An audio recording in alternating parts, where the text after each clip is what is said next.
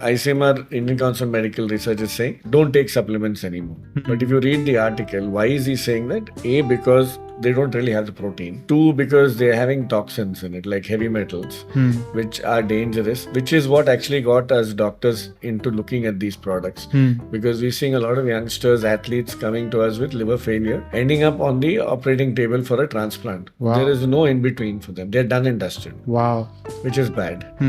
Then the fact that 90% of these protein supplements are prescribed by trainers who don't have a clue as to what this does and how it does. We are seeing the end result of it, like either kidneys are gone, the liver is gone, or there is morbid obesity, which is secondary to the fact that majority of these powders you're having are just filled with sugar. You need proteins to be healthy. You cannot be protein depleted and be healthy. Impossible. You cannot. So you need proteins for that. The talk is, I want to take 30 grams at one time. I want to take 25 grams at one time. No, you cannot, because your body only assimilates 10 grams of protein every 2 hours. That is something that people have to understand. That I've gone to the gym, I've done this, I'm going to take 30 grams of protein, and so I've got my 30 grams for the day. No, you did not get 30 grams for the day. I am Venky, a working professional in IT as well as an amateur masters athlete and a coach for endurance sports.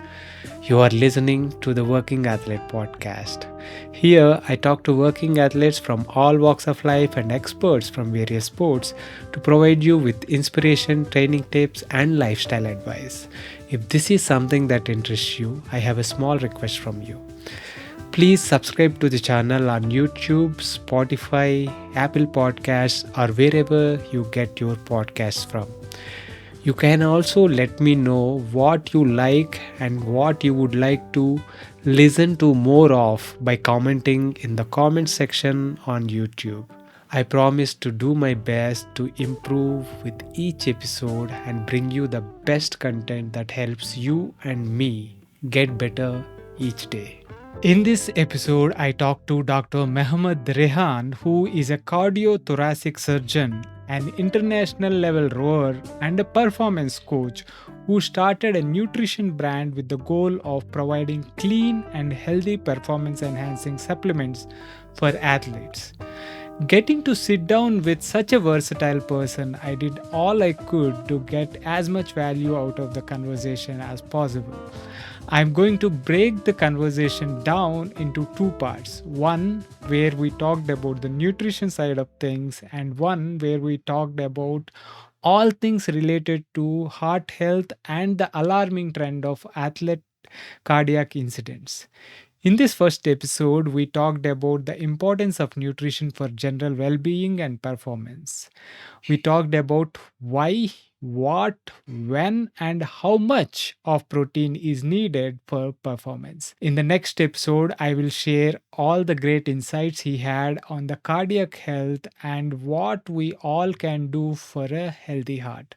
For now, let us get into my conversation with Dr. Rehan about nutrition for athletic performance and health. This episode is brought to you by The Bike Affair. If you are in search of a one-stop destination that caters to all your cycling needs, our today's sponsor, The Bike Affair, is the perfect place to check out. I have known the founders of The Bike Affair, Krish and Gokul, personally for nearly 15 years now. In fact, my first century ride was with Krish back in 2008.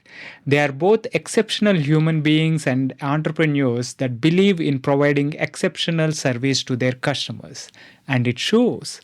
With over 14 years of experience, the Bike Affair has established itself as a trusted source offering honest advice and exceptional service. They are offering a special treat for the listeners of this podcast. You can enjoy a 10% discount on your first order by using the code BikeyVenky on their website. So if you are in Hyderabad, visit their store in Kondapur, or if you are anywhere else in India, shop online by using the link thebikeaffair.com. I will leave the link in the show notes. Now, enjoy the podcast. Welcome to the Working Athlete podcast, Dr. Rehan. It's a pleasure having you on the show. Pleasure, Venky. Thank you so much for having me. So, Dr. Rehan, the first time I met you was at the bar race. You came with a couple of supplements that was very interesting, like nitrate based and recovery supplement.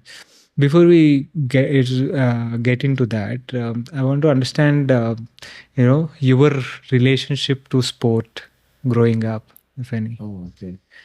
I've been an avid sportsman my entire life. I started off school days playing cricket and played cricket up to the South Zone level. So it was all the way through school was cricket up till the 12th standard. And I come from Don Bosco, Egmore in Chennai, which is well known for its cricketing legacy. And then 12th standard, looking for medicine. So we looked for an alternate sport. So I took up rowing at that time at the Madras Boat Club. And I've been rowing since then. So that's like what, from 16 years of age. So it's now 36 years of rowing. Multiple national medals, multiple international wins also.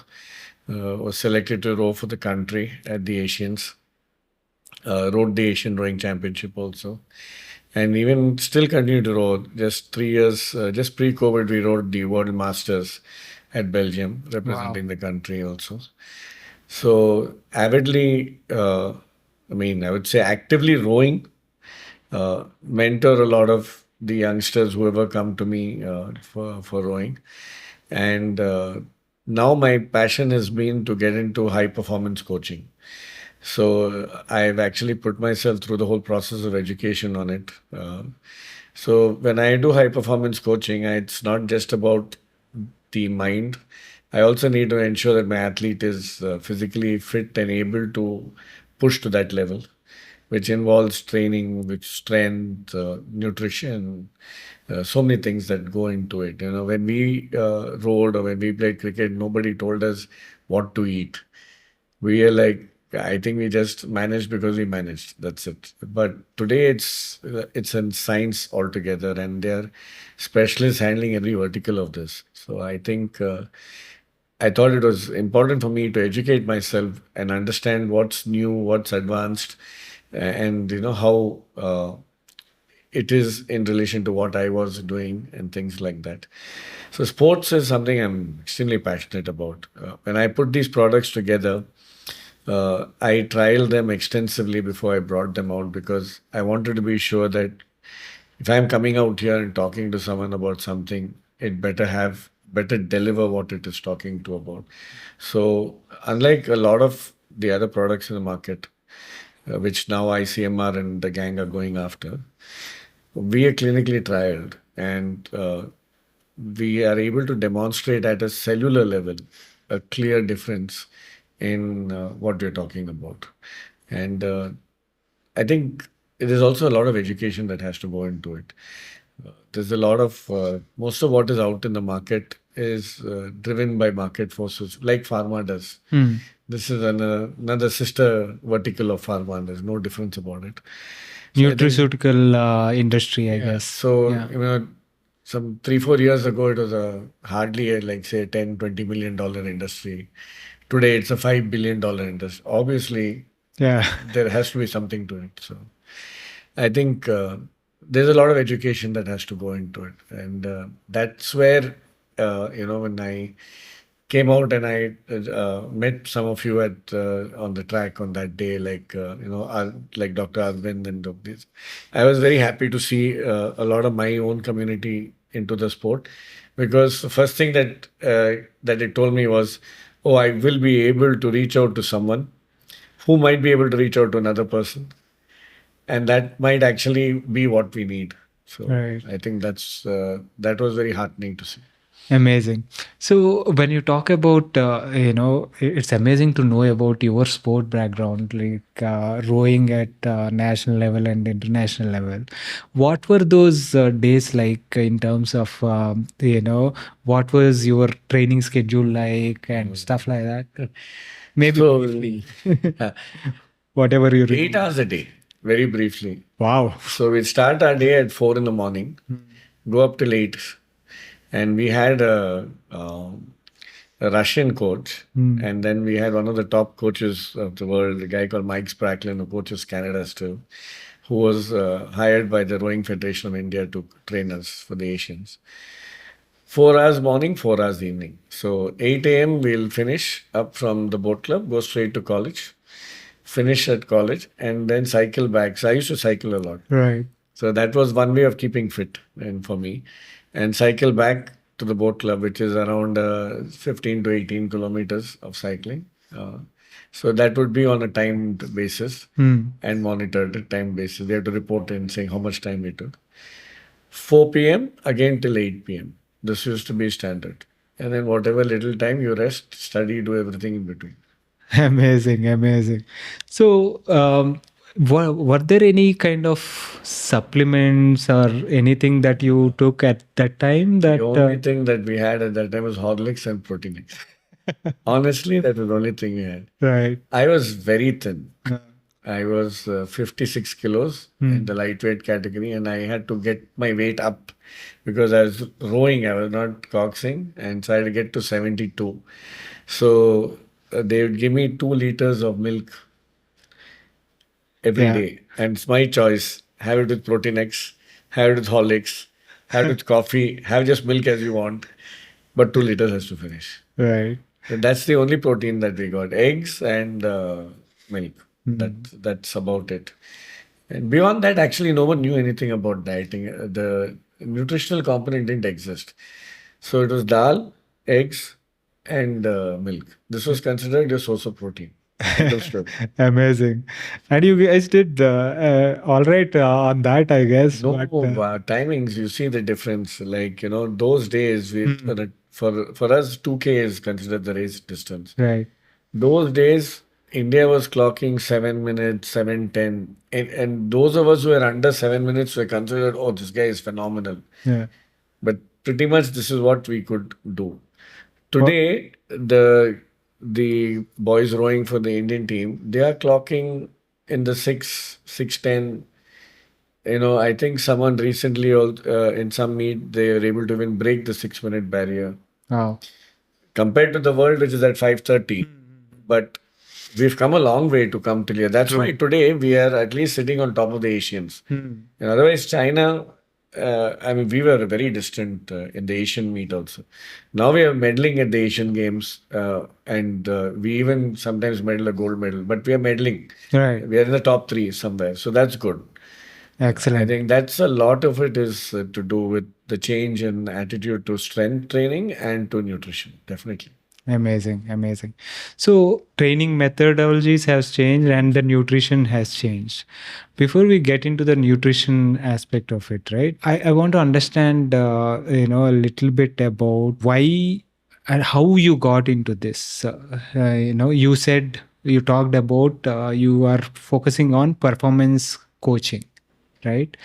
What does it involve, and what are the kind of things that happen with performance coaching? So high performance coaching is a need now for all teams. You take your IPL or any of these professional leagues for any sport that is available now, or even in any athlete, amateur athlete wanting to achieve, say, a medal at an Asian or at an international meet.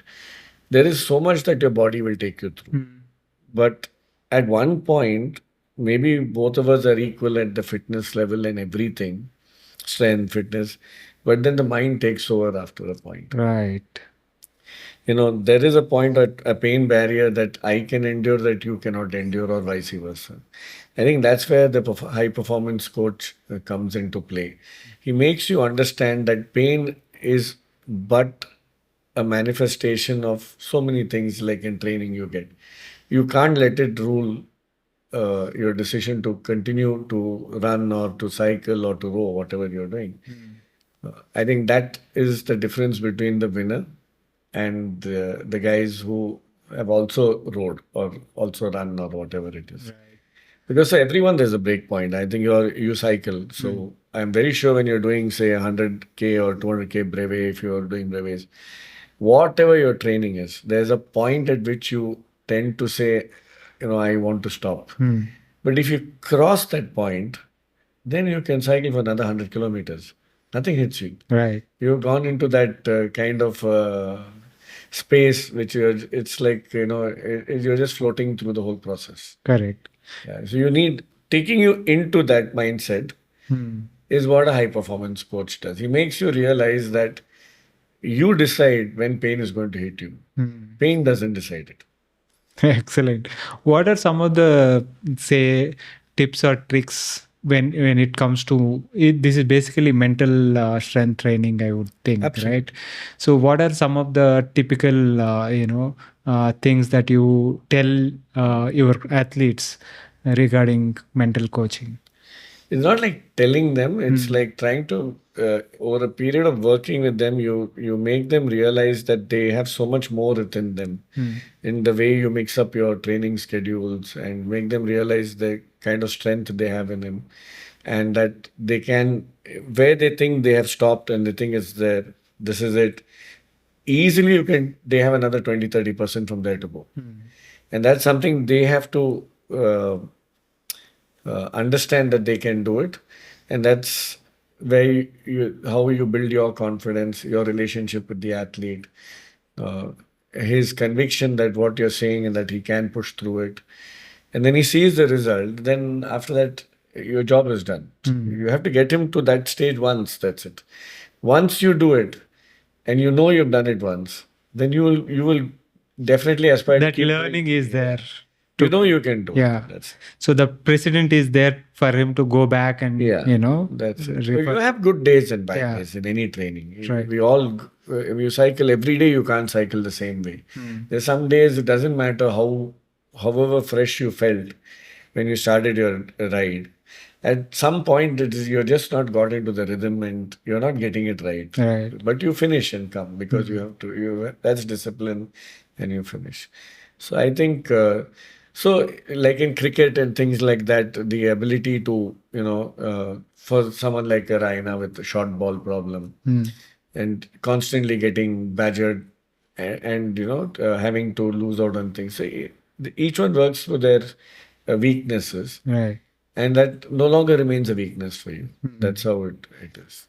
In the endurance sports, it's about just putting the lactic acid burn behind. That's not that easy as said. But that is the key in that, in endurance sports. Yeah. So excellent. So now, how did you kind of get into the nutrition side of things? I actually got into the nutrition side of things because I have been looking at these protein supplements for the last 3, maybe 4 odd years. I've studied most of those that are in the market. I'm not mentioning brands, but the fact of the matter is if you take, say, 100 out of 100, all 100 are delivering to you all less than 20 to 25% of the label claim. Just recently, a study came, a survey or something that... So ICMR has just done it, and ICMR, Indian Council of Medical Research, is saying, don't take supplements anymore. But if you read the article, why is he saying that? A, because they don't really have the protein. 2, because they're having toxins in it, like heavy metals, which are dangerous, which is what actually got us doctors into looking at these products. Because we're seeing a lot of youngsters, athletes coming to us with liver failure, ending up on the operating table for a transplant. Wow. There is no in-between for them. They're done and dusted. Wow. Which is bad. Then the fact that 90% of these protein supplements are prescribed by trainers who don't have a clue as to what this does and how it does. We are seeing the end result of it, like either kidneys are gone, the liver is gone, or there is morbid obesity, which is secondary to the fact that majority of these powders you're having are just filled with sugar, which you're not aware of. Right. And you don't know what to do. You gain weight, you do whatever it is, you're frustrated. But it has all other health side effects which are bad. So now after so many years, finally ICMR is saying, yes, all these guys don't have, the label claims are wrong and we need to rein them in and we need to do all these things. This is one. Secondly is, because it's all prescribed, like I said, by these trainers, they put you on creatinine kinase to build up muscle mass and everything. But the fact is you can only absorb so much of protein per hour. You need 1 milligram per kilogram of your body weight as your daily requirement. But at the point, in a couple of hours, you can only absorb 10 milligram. I give you 30 milligrams in a scoop. You're saying you go and you're picking up whatever in the market with those big jars saying you have 24 milligrams, 24 grams of protein, no, sorry, not milligrams, 24 grams of protein per scoop, 30 grams. What are you doing with that? You are not using any of it. But you're so, and the folks are so engrossed in the fact that this has got more protein content. They want to buy something that's got more and more, thinking that at one shot I'll get 24 grams of protein. First of all, there's no 24 grams in that. That's the biggest problem. Secondly, they don't have any, to absorb any food. Your body has so many enzymes that break it down and take it into the cell and absorb it. God's created us in that. Right. If you load yourself, you also need to give that enzyme. So they have to add these blending enzymes for you to digest that protein. Otherwise, it's not going to get digested. None of them have these digestive blending enzymes. They just give you the protein. What your body takes, which is less than 20%. The rest is out. Right. And most of the time, you'll have flatulence, you'll have diarrhea, you'll have things like that. And then you blame that particular brand of protein on other. All of them are the same. So, having been through this, and I was crossfitting in these last 4 years. I did a lot of CrossFit, which I did at a fairly high competitive level. Like I pushed myself into the Asian regionals in my master's category. Wow. So I needed protein supplement. I needed whey myself. So I was trying out all these things. At the same time, testing these products and figuring out if they actually have it or not. And then we realized nothing is there. And we needed something. So we put together a product which we think, we know that it has what we had written on the label. Everything is there. And B, we know that what we're giving you is also digested and accepted by you, and so much is utilized by your body. These are the two things which are missing in the large majority that is available in the market. So I think that itself is a game changer. I would like to look at the product, my product is called Velo Recoup, not as a protein supplement. I would say it's a nutritional supplement. I'm giving you protein, I'm giving you pre and probiotics, I'm giving you vitamins, I'm giving you trace elements, I'm giving you enzymes to take all this into your body and digest it and accept it. And then I give you glutathione, I give you curcumin to build your anti-inflammatory and immunity, and I'm giving you CoQ10 for your heart health and things. Plus, when I built these products, I thought, okay, we are the diabetic capital of the world. We are becoming the hypertensive capital of the world. So the product is built on those grounds. It's sugar-free. It's very low in salt. If you go by the FSSAI definition, you can even call it salt-free. But it does have a pinch of salt in it. And it's very low in potassium, so that if you have a renal problem, you can even take that. So I built it so that it can cover a reasonable spectrum of people. And with the rate at which amateur athletes are growing in the country, which is heartening to see, the groups are growing and increasing every day. This is a good product which they can utilize as a daily nutritional supplement instead of going and taking 10 different supplements and trying to do with it. That way. They're amazing. So what kind of, certifications and stuff like that are required for products like this? For India, it's basically FSSAI, which is that food supplement guys. Right. So that is one, they authorize it. One. We have gone a step ahead. We wanted athletes who want to compete professionally to use it at the national, international level. So we are getting our products actually in the process of getting certified by Inform Sport, which is one of the largest guys in the world to do that. We've gone to labs, NABL labs, to look at our net protein utilization and done all those tests to make sure what we're talking to you is the truth and not just off the top of our head. Right.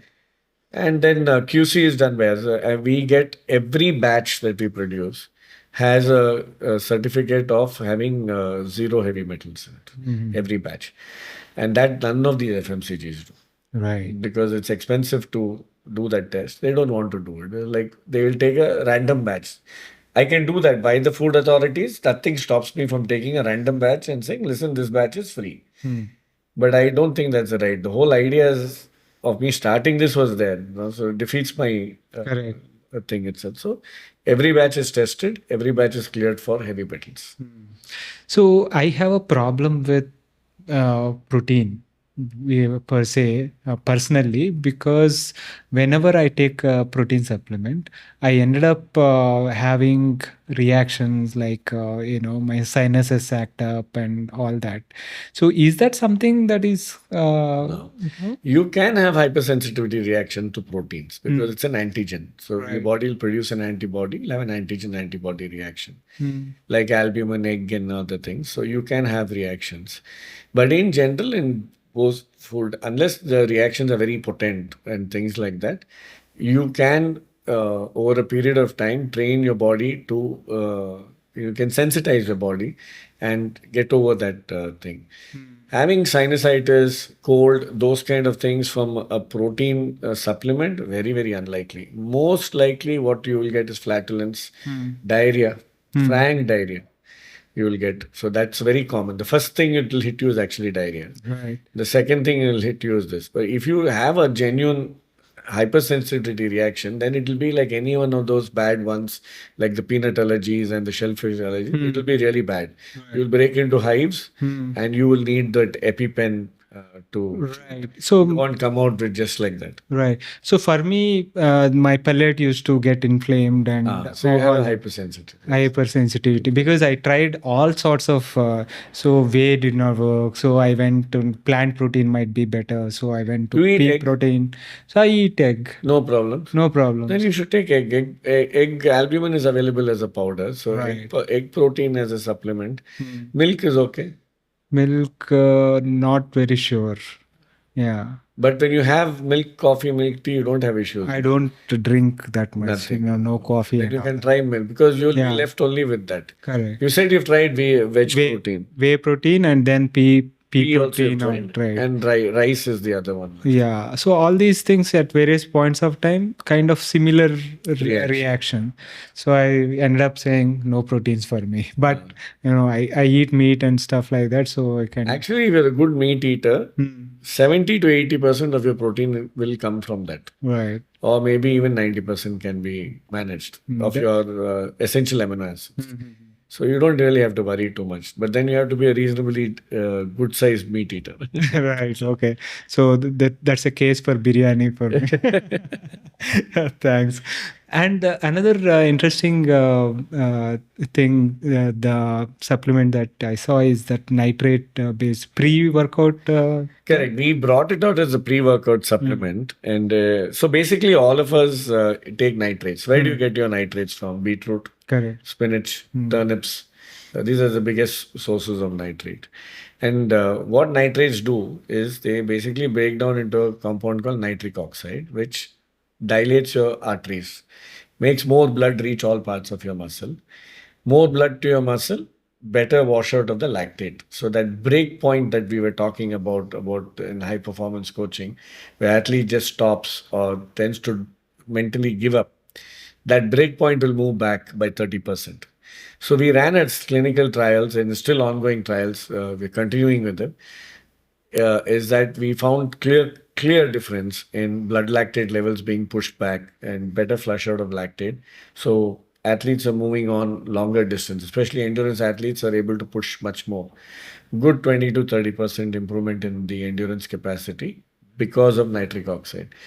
But it is not like today you take one sachet, so morning you took it 30 minutes before your race and you're going to do great in your race. No, you need a base. You should be eating regularly. You need a base. So once you have a base of nitrates, some basic thing, then this additional will think. So some base first has to be made.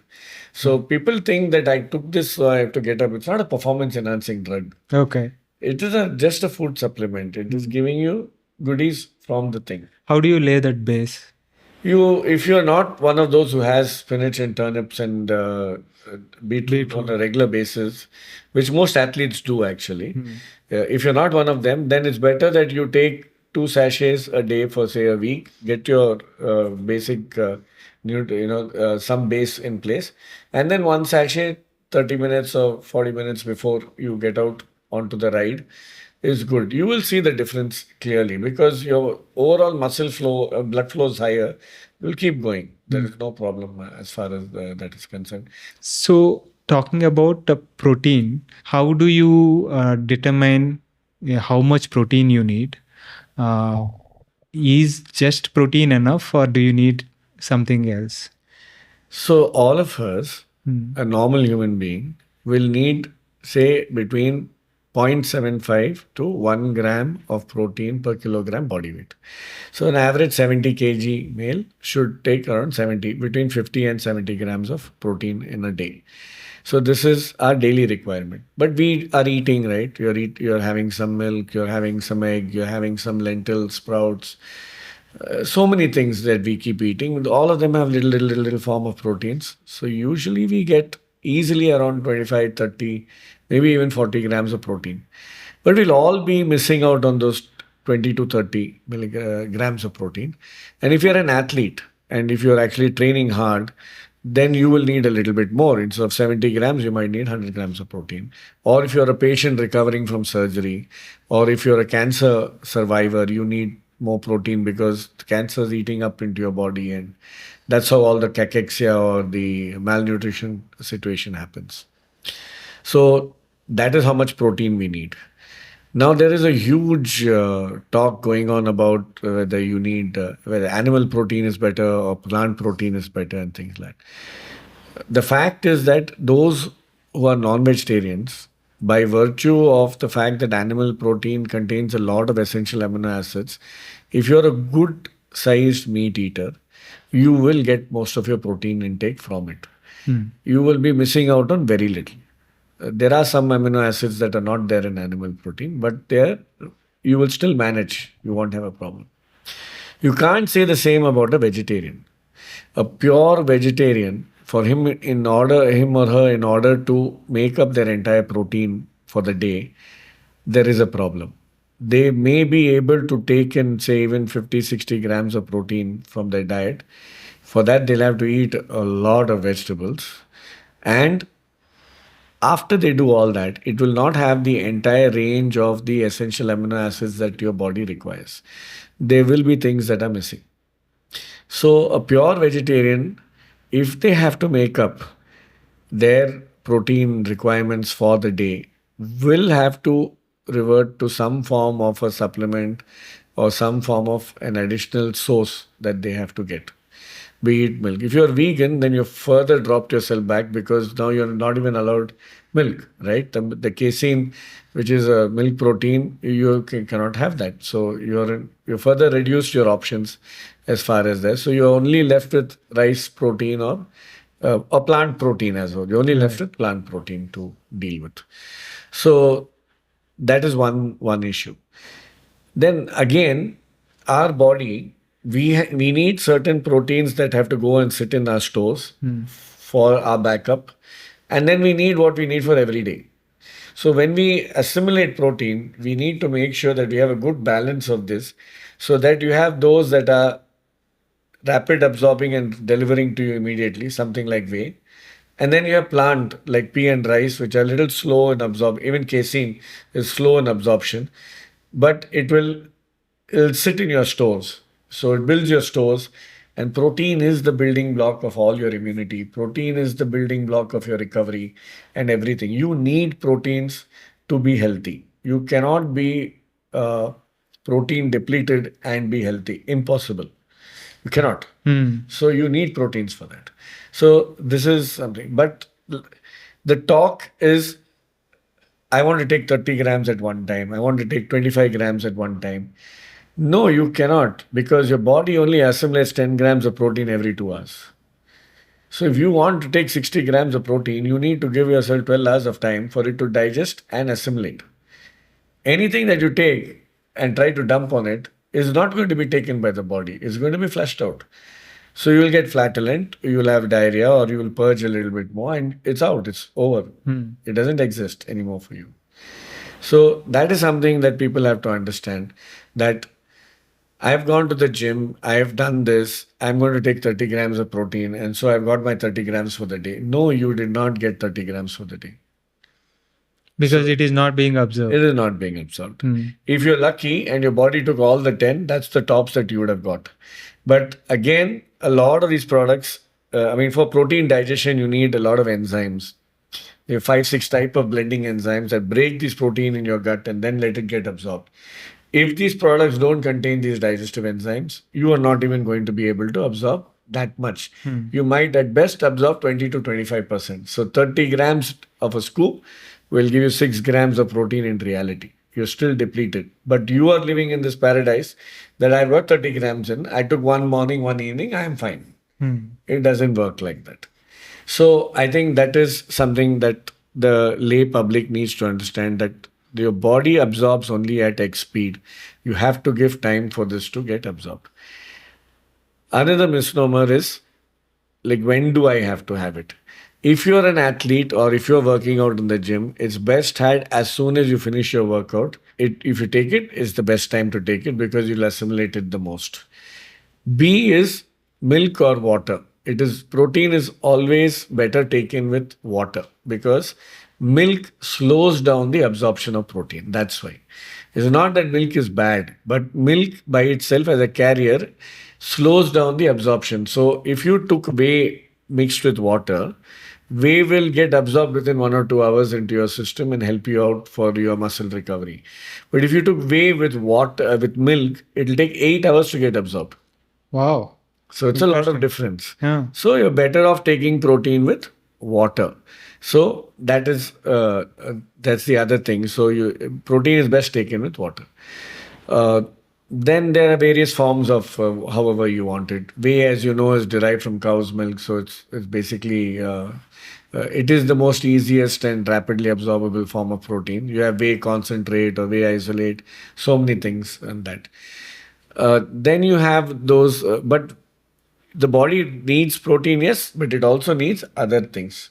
So you need your entire range of essential amino acids. Whey doesn't give you all of it. So you will need to also eat your spinach. You will also need to eat your sprouts. You can't say I took it, so I'm not going to eat. No, you have to eat. Because rice, for example, why do people mix pea and rice protein and plant? Because you don't get, there's an essential amino acid called methionine, which is so important to us, which is not available with one of these proteins. You have to mix them both. Only then rice of so much will give you so much of methionine. Otherwise, you're short on that. And that has its own implications and things like that. So I think people should know that you need so many grams of protein. Like I said, 0.75 to 1 gram per kilogram. Take your protein with water because it is easily digestible, more rapidly digestible. You can take it with milk, but be prepared for slower absorption. Whey versus plant versus only plant and a mixture of them or thing. I think you need a little bit of everything. If you're taking whey, you have to eat enough vegetables. If you're taking only plant, then you have to figure out how you're going to make up your animal protein component coming in. So you need all of it. There is a range. It's not that one is better, one is bad. I think that argument has to drop. That is all driven by the market. It is not really a scientific basis to which these people can claim anything. Right. And you need more than just protein. You need other bioactives also, like your vitamins and your trace elements and your minerals and everything in order for you to get there. A lot of talk about gut. Yes, it is very important. Yes, you need your pre and probiotics. They do help in absorbing your food better. So if you have that or if you take that as an additional supplement to help you, it's good. And there is also a huge disconnect in the world that I had so much of milk when I was a child. I didn't have any trouble. Now I have milk. I have problems. How is it possible? My doctor says, or my nutritionist says I'm lactose intolerant. That's nonsense. I drank so much of milk. No, you can become lactose intolerant as you become Later older. in the life. Yeah, you can become gluten intolerant as you age. So you can have gluten sensitivity. You can have lactose sensitivity. No, nothing stops you. That's why maybe you're flatulent. That's why maybe you're bloated. So it can happen. So you need to accept it. And then when you drop those relevant foodstuffs out of the scenario, you realize yourself that suddenly you're feeling better, you're feeling lighter, and you're feeling more clear also. Right. So I think that's very important for people to know. And also, like I said, the timing immediately after you work out is the best time because the body assimilates it. Usually say within 30 minutes of completing the workout Ideal. and stuff. Yeah. Excellent. So when you said, body cannot absorb a lot of protein at a time, is it better to kind of space the protein intake throughout the day? If you are, you should space it. Correct. Absolutely right. Right. Absolutely right. Excellent. Great, Doc. Thanks. It has been a really amazing conversation. It's a lot of knowledge for me as well. Thank you for taking the time and sharing your experience with us. That was my conversation with Dr. Rehan about all things nutrition. I hope you enjoyed that. Next week, I'm going to bring our conversation about all things heart health to you. Please make sure you listen to that as well. If you are enjoying this podcast, please consider supporting the podcast by subscribing to it on YouTube as well as on your favorite podcasting app. Thanks again for your continuous support. See you next week with another episode.